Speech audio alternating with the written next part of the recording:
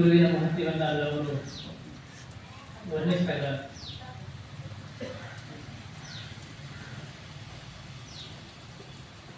ಜೀವನದಲ್ಲಿ ಪ್ರತಿಯೊಬ್ಬರಿಗೆ ಗುರುಷ್ಟು ಮಹತ್ವದ್ದು. ಗುರುವನ್ನು ಬಿಟ್ಟು ನೇರವಾಗಿ ನಾವು ಪರಮಾತ್ಮ ಕಡೆ ಹೋಗ್ತಾ ಅಸಾಧ್ಯವಾದ ಮಾತು. ಯಾವ ರೀತಿಯಿಂದ ಮಗು ಕೆಸರಾಗಿ ಬಿದ್ದು ತನ್ನ ಬಟ್ಟೆ, ತಲೆ, ಮೈಯ, ಮುಖ ಎಲ್ಲವನ್ನು ಕೂಡ ಹೊಲಸು ಮಾಡಿಕೊಂಡಾಗ ಅಂತ ಹೊಲಸು ಮೈಯೆಲ್ಲ ಹೊಲಸ ಅಂತ ಮಗು ತನ್ನ ಪಿತಾ ಕಡೆ ಹೋದ ನಂತರ ಅಂತ ಸ್ವೀಕಾರ ಮಾಡಬೇಕು. ಅವಾಗ ಆ ಮಗು ಅಳ್ಕೋತ್ ಯಾವಾಗ ತಾಯಿ ಕಡೆ ಹೋಗ್ತಾ, ಆ ತಾಯಿ ತಂದೆ ಹಾಗೆ ಮಗನಿಗೆ ದೂರ ಕಳಿಸೋದಿಲ್ಲ. ಆ ಮಗನನ್ನ ಸರಿಯಾಗಿ ಸ್ನಾನ ಮಾಡಿಸಿ, ಬಟ್ಟೆಯ ಕೊಳೆಗಳನ್ನ ತೆಗೆದು ಸ್ವಚ್ಛ ಅಂತ ಸುಂದರ ಬಟ್ಟೆಯನ್ನು ಉಳಿಸಿ, ಆತನಿಗೆ ಶುಭ್ರಗೊಳಿಸಿ, ಶುಚಿತ್ವಗೊಳಿಸಿ, ವಿಭೂತನ ಧರಿಸಿ ಆ ಮಗನಿಗೆ ಹೀಗೆ ಬಿಡ್ತಾನೆ. ಅವಾಗ ತಂದೆ ಆತನ ಅಪ್ಕೊಳ್ತಾನೆ. ಆಗ ಮೊದಲು ಆ ಮಗನಿಗೆ ತಂದೆ ದೂರ ಸರಿಸಿದ್ದ. ಅವಾಗ ತಾಯಿ ಅವರನ್ನು ಸುಂದರಗೊಳಿಸಿದ ನಂತರ ತಂದೆ ಅಪ್ಪ. ಹಾಗೆ ಪರಮಾತ್ಮ ಅಂದ್ರೆ ತಂದೆ ಇದ್ದಂಗ, ತಾಯಿ ಅಂದ್ರೆ. ಹಾಗೆ ಈ ಜೀವ ನೇರವಾಗಿ ಶಿವನ ಕಡೆ ಹೋದ ನಂತರ ಶಿವ ಕೂಡ ಸ್ವೀಕಾರ ಮಾಡಬೇಕು. ಅನಮಲ, ಮಾಯಾಮಲ, ಕಾಳಿಮಲ, ಮಲತ್ರಯದಿಂದ ಬಂಧಿತರಾದಂತ ಹೊಲಸ ಅಂತ ಜೀವನಿಗೆ ಆ ಶಿವ ಸ್ವೀಕಾರ ಮಾಡಬೇಕು. ಅವಾಗ ಈ ಜೀವ ಆಳ್ತಾ ಆಳ್ತಾ ಆಳ್ತಾ ತನ್ನ ತಾಯಿ ಹಾಗೆ ಗುರುವಿನ ಕಡೆ ಮೊರೆ ಹೋಗ್ತಾನೆ. ಈ ಮಗುವಿನ ಅಳಲನ್ನು ನೋಡಿ, ಈ ಮಗುವಿನ ಮಾಲಿನ್ಯತೆ ನೋಡಿ ಆ ಗುರು ಇದನ್ನ ಕರೆದು ಅವನನ್ನು ಶುಚಿತ್ವಗೊಳಿಸ್ತಾನೆ. ತಮ್ಮ ಜ್ಞಾನ ಜಲ ಮುಖಾಂತರ ಸದಾಚಾರದ ಬಟ್ಟೆ ಉಡಿಸಿ ಅವನಿಗೆ ಶುದ್ಧಗೊಳಿಸಿದ ನಂತರ ಅವಾಗ ಪರಮಾತ್ಮ ಅನ್ನುವಂತ ಶಿವ ಜೀವನಿಗೆ ಅಪ್ಕೊಳ್ತಾನೆ, ಕರ್ಕೊಳ್ತಾನೆ, ಸ್ವೀಕಾರ ಮಾಡ್ತಾನೆ. ಹಾಗೆ ಜೀವ ಶಿವನಿಗೆ ಪ್ರಿಯ ಆಗಬೇಕಾಗಿತ್ತಂದ್ರೆ ಆತ ಗುರುವಿನ ಮೊರೆ ಹೋಗಬೇಕು. ಅದಕ್ಕಾಗಿಯೇ ಜೀವನದಲ್ಲಿ ಗುರು ಬಹಳ ಮುಖ್ಯ ಅಂತ ಅಲ್ಲವರು ಹೇಳ್ತಾರೆ. ಸಾಮಾನ್ಯ ಹೇಳೋದು ಬೇರೆ, ಅಲ್ಲವರೇ ಹೇಳೋದು ಬಹಳ ವಿಶೇಷ. ಅದಕ್ಕಾಗಿಯೇ ಅಂತ ಅಲ್ಲವರು ಗುರುವಿನ ಕುರಿತಾಗಿ ಹೇಳ್ತಾರೆ. ಗುರು ಶಿಷ್ಯರ ಸಂಬಂಧ ಯಾವ ರೀತಿ ಇರಬೇಕು ಅಂತ ಗುರು ಶಿಷ್ಯನ ನೋಡಿ ಎಷ್ಟು ಕರುಣಾಮಯ ಇರ್ತಾರೆ ಅದರ ಕುರಿತಾಗಿ ಅಲ್ಲವರು ಹೇಳ್ತಾ ಇದ್ದಾರೆ. ಕೃತಯುಗದಲ್ಲಿ ಶ್ರೀ ಗುರು ಶಿಷ್ಯಂಗೆ ಬಡಿದ ಬುದ್ಧಿ ಕಲಿಸಿದಡೆ ಆಗಲಿ ಮಹಾಪ್ರಸಾದವೆಂದನೆ.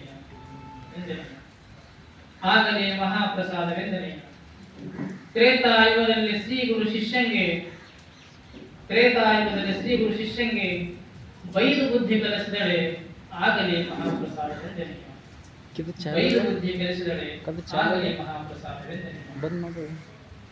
ದ್ವಾಪಾರಯುಗದಲ್ಲಿ ಶ್ರೀ ಗುರು ಶಿಷ್ಯಂಗೆ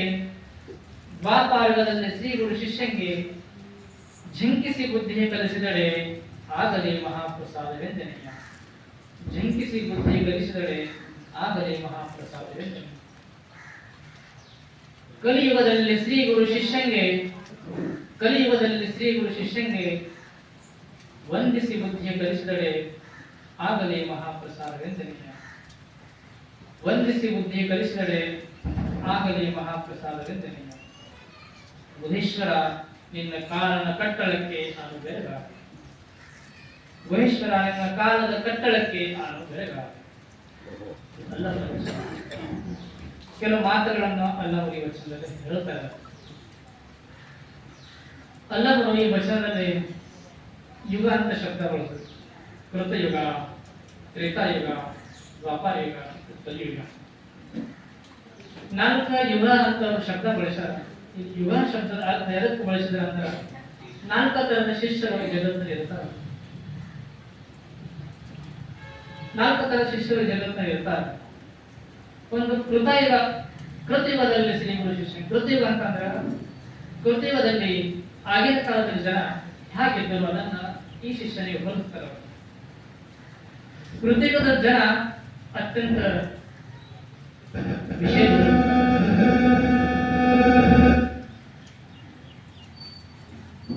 ವಿಷಯದಲ್ಲಿ ಮುಳುಗಿದರು.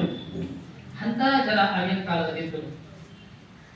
ಹಾಗ ಕೆಲವು ಶಿಷ್ಯರು ವಿಷಯದಲ್ಲಿ ಮುಳುಗಿರ್ತಾರೆ. ಅಂತ ವಿಷಯಾಸಕ್ತಿ ಇರುವಂತಹ ಶಿಷ್ಯನಿಗೆ ಗುರು ಏನ್ ಮಾಡ್ತಾರ, ವಿಷಯ ಸರ್ವಸ್ವಲ್ಲ, ಆ ವಿಷಯದಿಂದ ಆತನಿಗೆ ಬಿಡಿಸಬೇಕು, ಆತನಿಗೆ ಆಧ್ಯಾತ್ಮಿಕ ಕಳ್ಕೋಬೇಕಂತ ಗುರುವಿನ ಇಚ್ಛೆ. ಆತ ಹಾಗೆ ಕೇಳೋದಿಲ್ಲ. ಅದಕ್ಕಾಗಿ ಅವನಿಗೆ ಬಡದಾದ ಸಮೇತ ಅವನಿಗೆ ಶಿಕ್ಷೆ ಮಾಡಿದಾಗ ಕೂಡ ಅವನನ್ನ ಒಳ್ಳೆ ದಾರಿಗೆ ತರಬೇಕಂತ ಗುರುವಿನ ಇಚ್ಛೆ. ಎರಡನೇದು ತ್ರೇತಾಯುಗ. ತ್ರೇತಾಯುಗದ ಶಿಷ್ಯ ಅಂತಂದ್ರೆ ಏನು? ಆತ ತ್ರೇತಾಯುಗದಲ್ಲಿ ಆಗಿನ ಕಾಲದಲ್ಲಿ ಹೇಗಿದ್ದಾರೆ ಅಂದ್ರೆ ಅಲ್ಲಿ ಸಿದ್ಧಿ ಪಡೆಯುವುದು, ಘೋರ ಸಿದ್ಧಿಯನ್ನು ಪಡೆದು ತಪಶ್ಚರ್ಯವೇದು ಸಾಧನೆ ಮಾಡಬೇಕು, ಏನಾದರೂ ಪವಾಡ ಮಾಡಬೇಕು, ಬೇರೆ ಬೇರೆ ಆ ಸಿದ್ಧಿ ಈ ಸಿದ್ಧಿ ಅನ್ನುವಂಥ ಅರಿಮಾ ಸಿದ್ಧಿ ಗರಿಮಾ ಸಿದ್ಧಿ ಅನ್ನುವಂಥ ಹಲವಾರು ಸಿದ್ಧಿಗಳನ್ನು ಪಡೆದು ದೇಹ ಸಶಕ್ತಗೊಳಿಸಬೇಕಂತ ಸಿದ್ಧಿಗಳನ್ನು ಪಡೆದಲ್ಲೇ ಆತ ಮಗನಾಗಿರ್ತಾನೆ. ಗುರು ಆ ಸಿದ್ಧಿಗೆ ಜಾಡ್ಯವನ್ನ ತೆಗೆದು ಈ ಸಿದ್ಧಿ ಜಾಡದಲ್ಲಿ ಕಳಿಬೇಡ, ಜೀವನ ಕಳಿಬೇಡ, ಅದನ್ನು ನೀನು ಮುಕ್ತಕ್ಕಾಗಿ ಬಳಸಬೇಕು ಅಂತ ಆತನಿಗೆ ಬೈದಾದ ಸಮೇತ ಆತನ ಸಿದ್ಧಿಯನ್ನು ಕೆಡಿಸಿ ಅವನಿಗೆ ಮುಕ್ತಿ ಪದದಲ್ಲಿ ಗುರು ಕರೆದುಕೊಂಡು ಹೋಗ್ತಾನೆ. ಅದಕ್ಕಾಗಿ ಅವನಿಗೆ ತ್ರೇತಾಯುಗದ ಶಬ್ದ ಬಳಸಿದ. ಮೂರನೇ ಶಬ್ದ ದ್ವಾಪಾರ ಯುಗ ಅಂತ. ದ್ವಾಪಾರ ಯುಗ ಶಬ್ದ ಎದಕ್ಕೆ ಅಲ್ಲವರು ಬಳಸ್ತಾರೆ ಅಂದ್ರೆ, ದ್ವಾಪಾರ ಯುಗದಲ್ಲಿ ಹೆಚ್ಚ ಪರಾಕ್ರಮವನ್ನು ಗೈದು ಯಶಸ್ವಿಯಾಗಬೇಕು, ಯಶವನ್ನು ಪಡೆದು ನಾನು ಕೀರ್ತಿಶಾಲಿ ಆಗಬೇಕನ್ನುವಂತ ಅಭ್ಯಾಸ. ಹಾಗ ಕೆಲವು ಶಿಷ್ಯರಿಗೆ ಬರೀ ಕೀರ್ತಿ ಹುಚ್ಚಿಡಿದಿರ್ತದೆ. ಏನೇ ಮಾಡಿದ ಸಮೇತ ಕೀರ್ತಿಗಾಗಿ ಮಾಡುವುದು, ಜನ ನನ್ನ ನೆನಿಬೇಕು, ನನ್ನನ್ನು ಕೊಂಡಾಡಬೇಕು ಅಂತ ಬರೇ ಕುಂತ ನಿಂತ ಬರ್ತಿಲ್ಲ, ಆದ್ರೆ ಕೀರ್ತಿ ತುಂಬಿರ್ತದೆ. ಕೀರ್ತಿ ತುಂಬಿಕೊಂಡ್ರೆ ಭಗವಂತ ಹೆಂಗೆ ತುಂಬಿಕೊಳ್ತಾನೆ. ಆತನಿಗೆ ಜಿಂಕೆ ಸದಸ್ಯ ಸಮೇತ ಸ್ವಲ್ಪ ಇದು ಮಾಡಿ ಅವನು ಕೂಡ ಆ ಕೀರ್ತಿಯಿಂದ ದೂರ ಸರಿದು ಆತ್ಮ ಉನ್ನತಿಗೆ ಕರೆದುಕೊಳ್ಳುವಂತ ಕಾರ್ಯ ಗುರು ಮಾಡ್ತಾ ಇದ್ದಾರೆ. ಅದಕ್ಕಾಗಿ ಆತನಿಗೆ ದ್ವಾಪಾರ ಅಂತ ಶಬ್ದ ಬಳಸಿದರು. ಅಲ್ಲ ಕೊನೆಗೆ ಅಲ್ಲವನ್ನು ಬಳಸ್ತಾರ ಕಲಿಯುಗ. ಕಲಿಯುಗ ಅಂದರೆ ಇದು ಜ್ಞಾನ ವಿಜ್ಞಾನದ ಯುಗ. ಹಾಗೆ ಇಲ್ಲಿ ಆತನಿಗೆ ಜ್ಞಾನದಲ್ಲಿ ಬಹಳ ಆಸಕ್ತಿ. ಅಂತ ಜ್ಞಾನದಲ್ಲಿ ಆಸಕ್ತಿ ಇರುವಂತಹ ಶಿಷ್ಯನಿಗೆ ಅತ್ಯಂತ ಪ್ರೇಮದಿಂದ ಗುರು ಎಂತ ಆಸಕ್ತದ ಅಂತ ಅತ್ಯಂತ ಕರುಣಾಪೂರ್ವಕವಾಗಿ ಆತನಿಗೆ ಗುರು ಉಪದೇಶ ಮಾಡ್ತಿರ್ತಾರೆ. ಉಪದೇಶ ಗೈದು ಆತನಿಗೆ ಮುಕ್ತಾವಸ್ಥೆಗೆ ಕರ್ಕೊಂಡು ಹೋಗ್ತಾರೆ. ಅದಕ್ಕೆ ಕಲಿಯುಗ ಅಂತ ಕರೆದು ಹಾಗ ಅಲ್ಲವರು ಇದನ್ನ ಹೇಳ್ತಾರೆ. ಮೊದಲನೇ ಸಾಲ ಹೇಳ್ತಾರಂತ, ಕೃತಿಯುಗದಲ್ಲಿ ಶ್ರೀ ಗುರು ಶಿಷ್ಯನಿಗೆ ಒಡೆದು ಬುದ್ಧಿ ಕಲಿಸಿದಳೆ, ಆಗಲೇ ಮಹಾಪ್ರಸಾದವೆಂಬೆ. ಹಾಗ ಶಿಷ್ಯನಾದವನು ಬರೀ ವಿಷಯದಲ್ಲಿ ಮುಳುಗಬಾರದು. ತನ್ನ ಬದುಕಿನ ಉದ್ದೇಶನು ಸತ್ಯವನ್ನು ಕಾಣಬೇಕು, ಭಗವಂತನ ನೆನೆಯಬೇಕು. ಅದಕ್ಕಾಗಿ ಆತ ಬಂದಿರ್ತಾನೆ. ಅದನ್ನ ಮರೆತು ತನ್ನ ಮೂಲ ಸ್ವರೂಪನ ಮರೆತು ಈ ಸಣ್ಣ ಪುಟ್ಟ ವಿಷಯಗಳಲ್ಲಿ ಮುಳುಗಿದ ಆತನಿಗೆ ಗುರು ಸ್ವಲ್ಪ ಶಿಕ್ಷಣವನ್ನು ಕೊಟ್ಟು ತನ್ನ ಕಡೆ ಕರ್ಕೋತಾರೆ. ಎಲ್ಲಿ ಮಲಿನತೆ ಅದ ಮನಸ್ಸದ ಅಲ್ಲಿ ಮಾತ್ರ ಸ್ವಲ್ಪ ಕಷ್ಟ ಪಡಬೇಕಾಗ್ತದೆ. ಚಲೋ ಇದ್ದರೆ ಅಷ್ಟು ಕಷ್ಟ ಪಡಕ್ಕೆ ಹಾಕೋದಿಲ್ಲ. ಹಾಗ ನೀನು ಅಪ್ಪರು ಹೇಳಿದ್ರು, ಕಲ್ಲ ಮೂರ್ತಿ ಆಗಬೇಕಾದ್ರೆ ಶಿಲ್ಪದಲ್ಲಿ ಕೆತ್ತ ಬೇಡ, ಅದನ್ನ ಕೆತ್ತಿ ಅದನ್ನ ಮೂರ್ತಿಗೊಳಿಸ್ತಾರೆ. ಹಾಗ ಒಂದು ಬಿದಿರು ಅದ, ಆ ಬಿದಿರನ್ನ ಕೊಡುತ್ತಾ ಹೋಗುವಂತ ಬಿದಿರು ಒಬ್ಬ ಚಲೋ ಕಲೆಗಾರ ಏನ್ ಮಾಡ್ತಾರ ಅಂದ್ರ ಸಂಗೀತ ಬಲ್ಲವ ಆ ಬಿದಿರನ್ನ ಸ್ವಲ್ಪ ರಂಧ್ರಗೊಳಿಸ್ತಾನೆ. ಆ ಬಿದಿರನ್ನ ತೆಗೆದುಕೊಂಡು ಆತನಿಗೆ ಎಲ್ಲೆಲ್ಲಿ ಬೇಕಾದ್ರೆ ಸ್ವಲ್ಪ ಸಣ್ಣ ಸಣ್ಣ ರಂಧ್ರಗಳು ಹಾಕ್ತಾನೆ. ಆ ರಂಧ್ರ ಹಾಕುವಾಗ ಅದು ಬಿದಿರು ಹೇಳ್ತಾರೆ, ನನಗೆ ಕಷ್ಟ ಕುಳಿತೇನೆ, ಮಸ್ತ್ ಆಗಿದ್ದೀನಿ, ರಂಧ್ರ ಹಾಕಬೇಡ. ಅವಾಗ ಅದು ಶಿಲ್ಪ ಕಲೆಗಾರ ಹೇಳ್ತಾನ, ರಂಧ್ರನ ಹಾಕಿದ್ರೆ ನಿಮಗೆ ಬೆಲೆ ಬರ್ತದೆ, ಈ ಸ್ವಲ್ಪ ತಡಕು ನನಗೆ ಬಹಳ ತ್ರಾಸ ಆಗ್ತದೆ, ರಂಧ್ರ ಹಾಕ್ಲಿಕ್ಕೆ ಹೋಗಬೇಡ. ಅವಾಗ ಆತ ಹೇಳ್ತಾನ, ಈ ರಂಧ್ರವನ್ನ ಹಾಕೋದ್ರಿಂದ ನೋವು ತಡ್ಕೊಂಡೆ ಅಂತ ಒಂದರ ಬೆಲೆ ಬರ್ತದೆ. ರಂಧ್ರ ತಡ್ಕೊಂಡಿಲ್ಲ ಅಂದ್ರೆ ಕುಳಿತಿ, ರಂಧ್ರ ತಡ್ಕೊಂಡ್ರೆ ಕೊಳಗಾಗ್ತದೆ. ಕೊಳಕಾಗಬೇಕು, ಕೊಳಗಾಗಬೇಕು ನಡೆದು ಬಿಡ್ತಿತ್ತು. ಯಾವ ಬಿದಿರನ್ನ ಈ ರಂಧ್ರವನ್ನ ನೋವು ತಡ್ಕೋತಕ್ಕೂ ಅದನ್ನ ಕೊಳಗಾಗ್ತಕ್ಕೂ ಆ ಕೊಳನ್ನು ನುಡಿಸಿದಾಗ ಇಡೀ ಜನ ಸಂತೋಷ ಪಡ್ತಾರೆ. ಆಗ ಆ ಶಿಲ್ಪಿ ಆತನಿಗೆ ಬಿದಿರಿಗೆ ಅವರಿಗೆ ಸ್ವಲ್ಪ ತ್ರಾಸ ಕೊಟ್ಟು ಸುಂದರ ಅಂತ ಕೊಳಗನ್ನು ಮಾಡ್ತಾನೆ. ಆಗ ಗುರು ಆತನ ಶಿಷ್ಯನಿಗೆ ಆತನಿಗೆ ಶಿಕ್ಷೆ ಕೊಟ್ಟು ಬಳಸಿ ಅವನನ್ನು ತಿದ್ದಿ ಚಲೋ ಮೂರ್ತಿ ಮಾಡ್ತಾನೆ. ಆಗ ತನ್ನ ಬಟ್ಟೆಯನ್ನು ಹೊಲಸಾದಾಗ ಮಡಿವಾಳೆ ಮಾಡ್ತಾನೆ. ಬಟ್ಟೆ ಬೇರೆ ನೀರು ಹಾಕಿ ಸ್ವಚ್ಛ ಆಗುದಿಲ್ಲ. ಬಟ್ಟೆ ಚಲೋ ಬಟ್ಟೆ ಇದ್ರೆ ನೀರು ಹಾಕಿ ತೊಳೆದ್ರೆ ಸ್ವಚ್ಛ ಆಗುದು. ಬಟ್ಟೆ ಕೊಳೆ ಆಗಿದೆ, ಆ ಕೊಳೆ ಅಂತ ಬಟ್ಟೆಗೆ ಬಡಿಬೇಕಾಗ್ತದೆ. ಬಟ್ಟೆ ಬಡದಾಗಲೇ ಅದು ಸ್ವಚ್ಛ ಆಗುದು. ಬಟ್ಟೆ ಬಡಿಲಿಲ್ಲ ಅಂತಂದ್ರೆ ಅದು ಸ್ವಚ್ಛ ಆಗುದಿಲ್ಲ, ಶುದ್ಧ ಆಗುದಿಲ್ಲ. ಹಾಗ ಶಿಷ್ಯನ ಮೆರಳನ್ನ ಕಳೆಬೇಕಾದ್ರೆ ಅನಮಲ, ಮಾಯಾಮಲ, ಕರೆಮಲ, ಮೂರು ಮನುತ್ರಯದಲ್ಲಿ ಶಿಷ್ಯ ಜೀವ ಬಂಧಿತಗೊಂಡ. ಈ ಶಿಷ್ಯನಿಗೆ ಗುರು ತಮ್ಮ ಜ್ಞಾನದ ಮುಖಾಂತರ ಆತನಿಗೆ ಸ್ವಲ್ಪ ಕಠಿಣ ಶಿಕ್ಷೆ ಕೊಡ್ತಾರೆ. ಶಿಕ್ಷೆಯನ್ನು ಕೊಟ್ಟು ಆತನಿಗೆ ತಿದ್ದಿ ಮೂರ್ತಿ ಮಾಡ್ತಿರ್ತಾರೆ. ಹಾಗೆ ಪ್ರಾಚೀನ ಕಾಲದಲ್ಲಿ ಸಹಜವಾಗಿ ಗುರುಗಳು ಉಪದೇಶ ಮಾಡ್ತಿರಲಿಲ್ಲ. ಆತನ ಕಠಿಣ ಪರೀಕ್ಷೆಯನ್ನು ಮಾಡಿನೇ ಸ್ವೀಕಾರ ಮಾಡ್ತಿದ್ರು.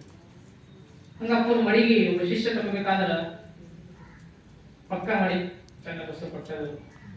ಅವರು ಸಹಜವಾಗಿ ಮಡಿಗೆ ಸ್ವೀಕಾರ ಮಾಡ್ತಿರಲಿಲ್ಲ. ಆತ 41 ದಿವಸ ಗುರುಗಳ ಸೇವೆಯಲ್ಲಿ ಇರಬೇಕು. ಸೇವೆಯಲ್ಲಿ ಇರಬೇಕಂದ್ರೆ ಏನು ಮಾಡಬಾರದು, ಸ್ನಾನ ಮಾಡಿ ಹಸಿ ಬಟ್ಟೆಗೆ ಬರಬೇಕು. ಗುರುಗಳು ಏನೋ ಅಡಿಗೆ ಮಾಡಿ ಅದನ್ನೇ ಉಣ್ಣಬೇಕು, ಅದೇ ತೀರ್ಥ ತಗೋಬೇಕು. ಅದನ್ನ ಬಿಟ್ಟು ಬೇರೆ ಎಲ್ಲಿ ಉಣ್ಣಬಾರದು. ಅವಾಗ ಅದ 40 ದಿವಸ ಆದ ನಂತರ ಒಳಗೆ ರಕ್ತ ಸಮೇತ ಪ್ರಸಾದವೇ ಆಗ್ತದೆ. ಅಂತ ಶಿಷ್ಯ ಮಡಿ ಮಾಡ್ಲಿಕ್ಕೆ ಯೋಗ್ಯ ಅಂತ ಅಪ್ಪರ ಮಡಿ ಅಷ್ಟು ಪಕ್ಕ ಮಾಡಿದ್ರು. ಅಷ್ಟು ಕಷ್ಟ ಕೊಟ್ಟರು. ಅಂತ ಕಷ್ಟ ಕೊಟ್ಟರು ಸಮೇತ ನಾನು ಈ ಬೇಕಾದ ಕಷ್ಟ ಕೊಟ್ಟರೆ ಗುರುಗಳೇ ನಾನು ನಿಮ್ಮ ಸೇವೆಗಾಗಿನೇ ಬದುಕಿಲ್ಲ ಅಂತ ಅಂತರಿಗಾಗಿ ಗುರು ಕಷ್ಟ ಕೊಟ್ಟು ನೋಡುತ್ತಿರ್ತಾರೆ.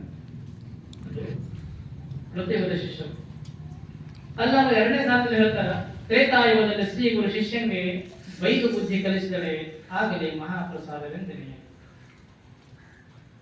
ಹಾಗೆ ಬರೇ ಸಿದ್ಧಿನೇ ನಮ್ಮ ಬದುಕಂತ ಭಾವಿಸಿದ್ರ ತ್ರೇತಾಯುಗದಲ್ಲಿ ಸಿದ್ಧಿ ಪಡೆದಿದ್ರು. ಮತ್ತು ತ್ರೇತಾಯುಗ ಅಂದ್ರೆ ಆ ತರದ ಶಿಷ್ಯರು ಈಗಲೂ ಇರ್ತಾರಂತ. ಆಗಿನ ಕಾಲಕ್ಕೆ ಹೋಗೋದಲ್ಲ. 4 ತರದ ಶಿಷ್ಯರು ಈಗಿನ ಕಾಲದಲ್ಲಿ ಇರ್ತಾರೆ. ವಿಷಯದಲ್ಲಿ ಮುಳುಗಿದ ಶಿಷ್ಯರದಾರ. ಏನಾದ್ರೂ ಕೂಡ ನಾನು ದೇಹದಲ್ಲಿ ಸಶಕ್ತಗೊಳಿಸಬೇಕು, ಅಂತ ಇಂಥ ಸಿದ್ಧಿಯನ್ನು ಪಡೆಯಬೇಕಂತ ಸಿದ್ಧಿ ಬಯಸಿದವರ ಅವರು. ಕೆಲವರು ಬೇರೆ ಬೇರೆ ಬಯಸಿದವರ. ಅಂತ ಸಿದ್ಧಿಯನ್ನು ಬಯಸಿದಂತ ಸಾಧಕರಿಗೆ ಗುರು ಏನ್ ಮಾಡ್ತಾರೆ ಅಂದ್ರೆ ಸಿದ್ಧಿ ಪಡಿಬೇಡ, ಅದು ಸಿದ್ಧಿಯಲ್ಲೇ ಮುಳುಗಿದ್ರಂದ್ರ ನೀನು ಮೂಲ ಸ್ವರೂಪವನ್ನು ಬರಿತಿ, ಅದನ್ನು ಕೂಡ ಮಾಯ ಆಗ್ತದೆ, ಅದನ್ನು ಕೂಡ ಬಂಧನ ಆಗ್ತದೆ. ಅದರಿಂದ ನೀವು ಹೊರಗೆ ಅಂತ ಉಪದೇಶ. ಹಾಗ ಅಲ್ಲವರು ದೇಶವನ್ನು ಸಂಚಾರ ಮಾಡ್ತಿದ್ರು. ಸಂಚಾರ ಮಾಡುವಾಗ ಅಲ್ಲವನ್ನ ಎಲ್ಲಾ ಸಿದ್ಧಿಗಳನ್ನು ಮಾಡಿದರು. ಏನು ಅಲ್ಲವ ಸಿದ್ಧಿ ಮಾಡಲ್ಲ, ಯಾವ ಸಿದ್ಧಿ ಅಲ್ಲ. ಮಹಿಮಾ ಸಿದ್ಧಿ, ಗರಿಮಾ ಸಿದ್ಧಿ, ಲಘುಮ ಸಿದ್ಧಿ, ಹಲವಾರು ಸಿದ್ಧಿಗಳು ಅದಾವ. ಎಲ್ಲಾ ಸಿದ್ಧಿಗಳನ್ನ ಎಲ್ಲವರು ಮಾಡಿದಿರ್ಬೋದು. ಅಂತ ಹಲವಾರು ಸಿದ್ಧಿಗಳನ್ನ ಅಲ್ಲವರು ಗೈದು ಕೊನೆಗೆ ಶಿವವು ಸಿದ್ಧಿಯನ್ನು ಪಡ್ತಾರೆ ಅಲ್ಲವರು. ಅಂತ ಅಲ್ಲವರು ಯಾವಾಗ ದೇಶವನ್ನು ಸಂಚಾರ ಮಾಡ್ತಾ ಶಿಷ್ಯನ ಕಡೆ ಹೋಗ್ತಾರ, ಹೋದ ನಂತರ ಅಲ್ಲಿ ಒಬ್ಬ ರೋಗಕ್ಷೇತ್ರ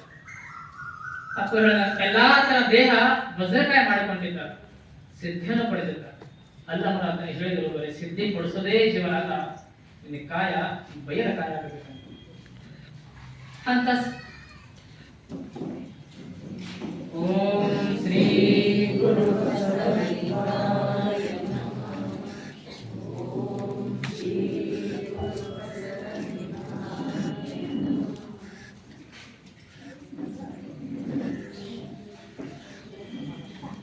2ನೇ ಶಿಷ್ಯರು ಆ ಸಿದ್ಧಿಯನ್ನು ಬಿಡಿಸಿ ಅಲ್ಲವರ ಆತನಿಗೆ ಕಲ್ಯಾಣಕ್ಕೆ ಕರ್ಕೊಂಡು ಬರ್ತಾರೆ. ಕಲ್ಯಾಣಕ್ಕೆ ಬಂದ ನಂತರ ಆತ ತನ್ನ ದೇಹಕ್ಕೆ ನಿಂತಂತ ದೇಹವನ್ನ ಮೀರಿ ಮನಸ್ಸನ್ನು ದಾಟಿ ಆತ ಬೇರೆ ಸ್ಥಿತಿಗೆ ಹೋಗ್ತಾನೆ. 2ನೇ ಶಿಷ್ಯ.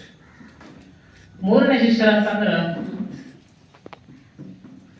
ಅವರು ಕೀರ್ತಿ ವಾರ್ತೆಯನ್ನ ಪಡೆಯುವುದು. ಹಾಗಲ್ಲವ 2ನೇ ಶಿಷ್ಯರು ಕೂಡ ಕಲ್ಯಾಣಕ್ಕೆ ಕರ್ಕೊಂಡು ಬಂದರು, ಕಲ್ಯಾಣ ಕಡೆ ಕಳಿಸಿದರು. ಹಾಗೆ ಅಲ್ಲವರು ಹೋಗುವಾಗ 3ನೇ ಶಿಷ್ಯರು ಭೇಟಿ ಆಗ್ತಾರೆ. ಬರೇ ತನ್ನ ಕೀರ್ತಿ, ನನ್ನ ಈ ಕ್ಷೇತ್ರದಲ್ಲಿ ನನ್ನನ್ನು ಬಿಟ್ಟು ಕೊಂಡಾಡುವ ಯಾರು ಇರಬಾರದು, ಜನ ನನ್ನನ್ನು ದೇವರಂತ ಭಾವಿಸಬೇಕು.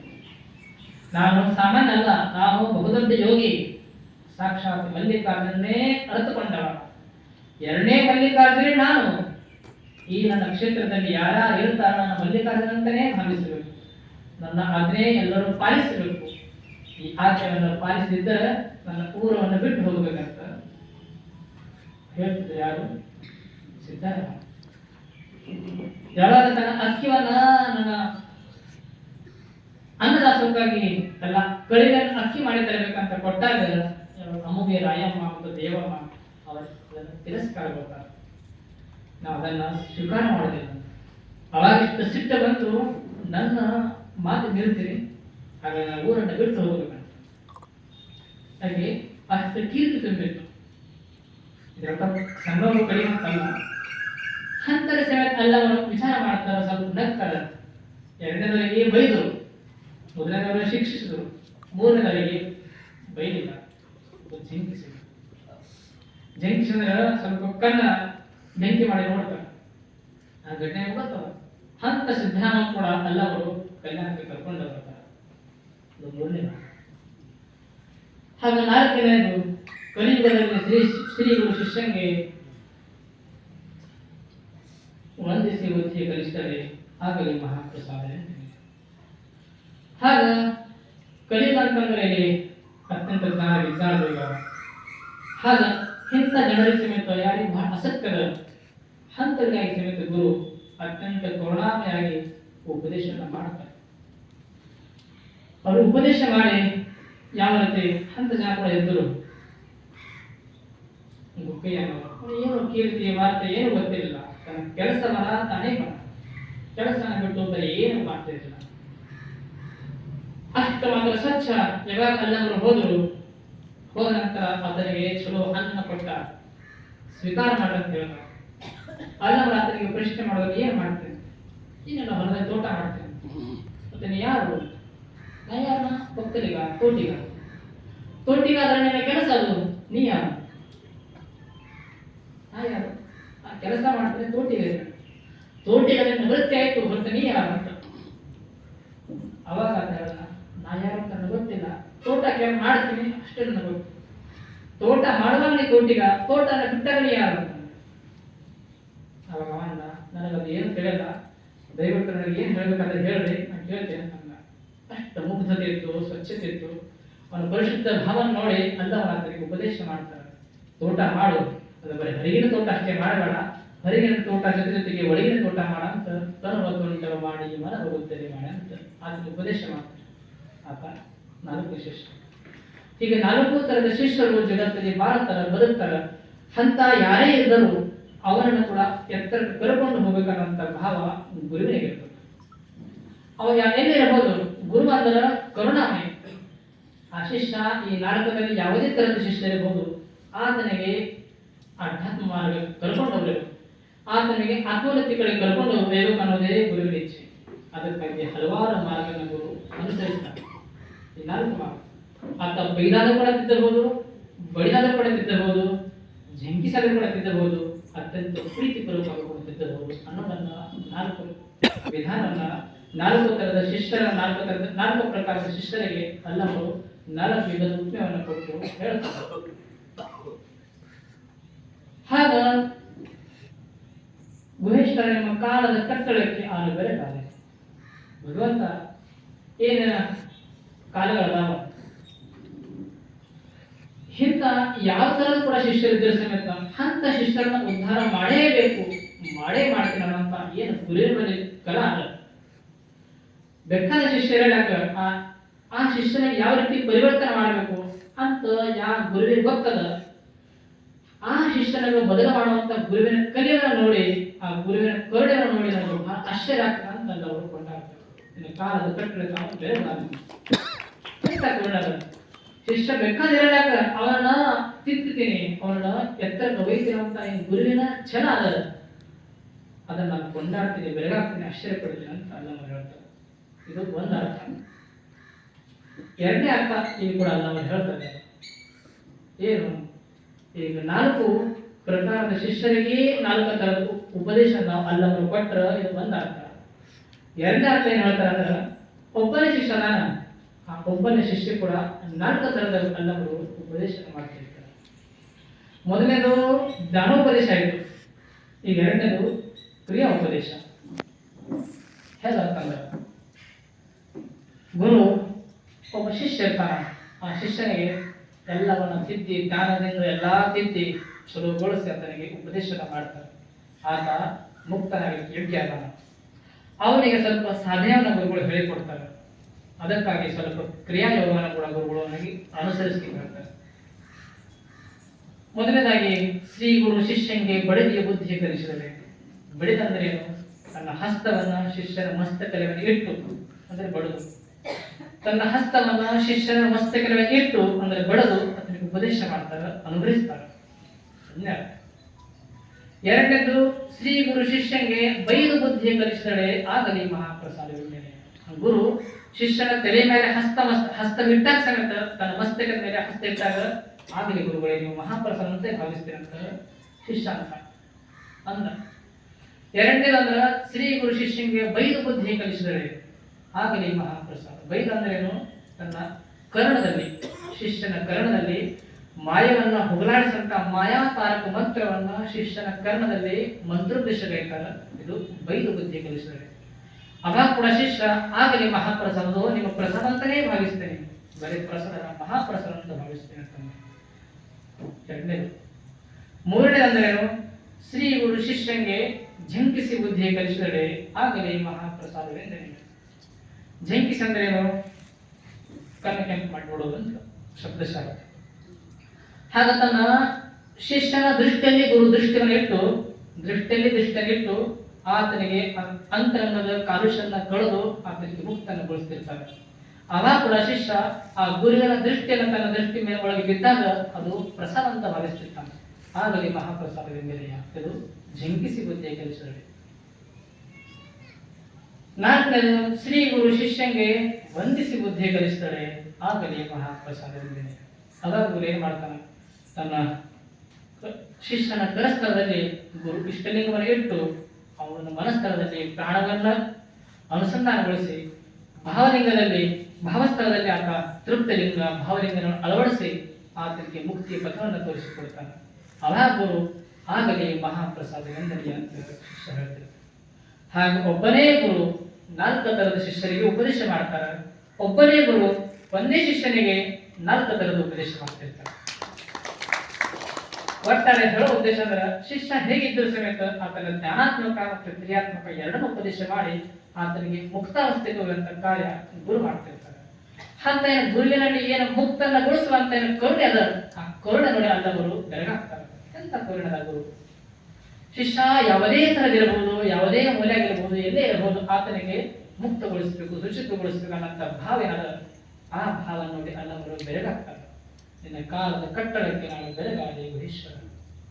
ಅವಾಗ ಏನಾಗ್ತದ ಅಂತಂದ್ರ ಇಂಥ ಉಪದೇಶವನ್ನ ಮಾಡಿದಾಗ ಆ ಶಿಷ್ಯನ ವಿಷಯ ಆಸಕ್ತಿ ನಾಶ ಆಗ್ತದೆ.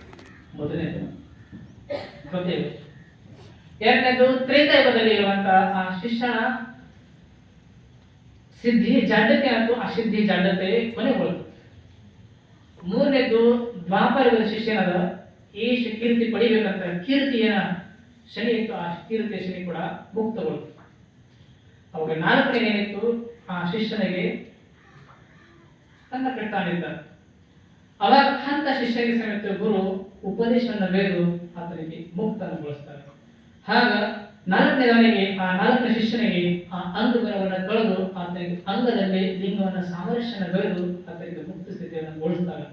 ಆಗ ವಿಷಯಗಳನ್ನು ಬೆಳೆಸಿ ಸಿದ್ಧಿ ಜಾಡತನ್ನ ಬೆಳೆಸಿ ಅದೇ ವಿಷಯ ಕೀರ್ತಿಯನ್ನು ದೂರನ್ನ ಸರಿಸಿ ಆತನಿಗೆ ಲಿಂಗಾಂಗ ಸಾಮರಸ್ಯದ ಜ್ಞಾನವನ್ನು ಮಾಡಿಕೊಡುವಂತ ಗುರುವಿನ ಕರುಣೆ ನೋಡಿ ಅಲ್ಲನ್ನು ನಾನು ಬೆರಗಾಗಿ ಅಂತ ಮಾತನ್ನು ಹೇಳ್ತಾರೆ. ಹಾಗ ಗುರು ಶಿಷ್ಯರ ಒಂದು ಸಂಬಂಧ ಅಲ್ಲವರಿಗೆ ಯೋಚಿಸಿದ್ರೆ ಹೇಳ್ತಾರೆ. ಹಾಗ ಗುರು ಅಂದರೆ ಕರುಣಾಮಯ. ಶಿಷ್ಯ ಎಲ್ಲಿ ಜಯಿಸಿರ್ತಾರೆ ಮುಖಗೊಳಿಸೋಣಂತ ಕರುಣೆ ಅದ. ಆ ಕರುಣೆ ನೋಡಿ ಅಲ್ಲವರ ಬೆರಗಾಗ್ತಿರ್ತಾರೆ. ಅಂತ ಗುರುವಿನ ಮಹತ್ವನ ಬಹಳಷ್ಟು ಅದ. ಅಂತ ಗುರು ಹಲವಾರು ರೀತಿಯಲ್ಲಿ ಜ್ಞಾನಾತ್ಮಕ ಆಗಲಿ ಕ್ರಿಯಾತ್ಮಕ ಆಗಲಿ ಉಪದೇಶ ಮಾಡದಾಗಲಿ ಆತನಿಗೆ ಮುಕ್ತಗೊಳಿಸಬೇಕು.